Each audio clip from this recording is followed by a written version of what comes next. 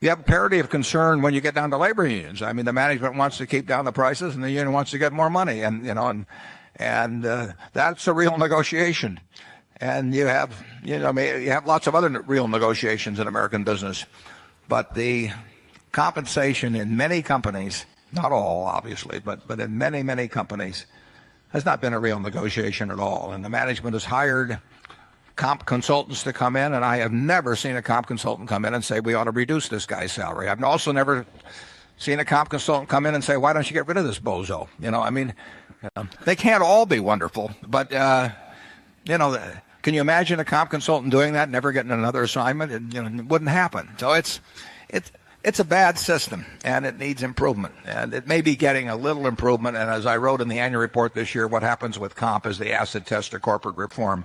Because frankly, the CEOs of America, they don't care whether their boards are diverse or not diverse or anything of the sort. They care about how much money they make in a great many cases. And you, the owners, and big owners in particular, have to provide some countervailing force, or you'll have what you've had in the last 20 years, which is an enormous disparity in the rates of compensation of people at the top compared to people at the bottom, and also a disconnect between the comp of people running businesses and the results of the owners who gave them the money. So arise, shareholder. Let's go to number 5. The answer is I do believe in dividends in a great many situations, including many of the ones companies in which we own stock. The test about whether to pay dividends is whether you can continue to create more than $1 of value for every dollar you retain. And there are many businesses. Take See's Candy, which we own. See's Candy has paid everything virtually out to us that they've earned because they do not have the ability within See's Candy to use large sums, which they earn, intelligently in their business. So it'd be an enormous mistake for See's Candy to retain money. So they distributed Berkshire, and we hope that we move that around in some other area where that dollar becomes worth $1.10 or $1.20 in terms of present value terms. If we do that, the shareholder, whether they're taxable or whether they're not taxable, whether they're a foundation or whether they're living on income even, they are better off if we retain the money. Because if they were going to get $1 in dividends and it became worth $1.10 or $1.20 in market value immediately on a present value basis, they're better off selling a small percentage of their stock and realizing the required amount that way, and they will have more money when they get all through doing that than if we paid it in dividends.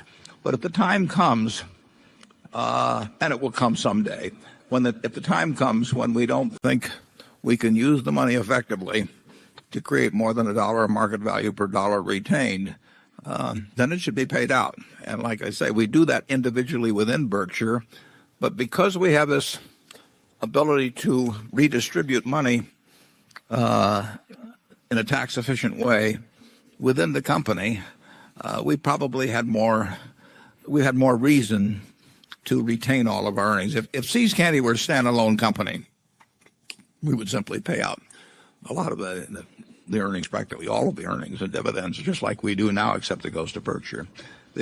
We like the companies in which we have investments to pay to us the money they can't use efficiently in their own business.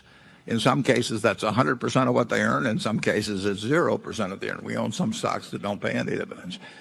Big opportunities in life have to be seized.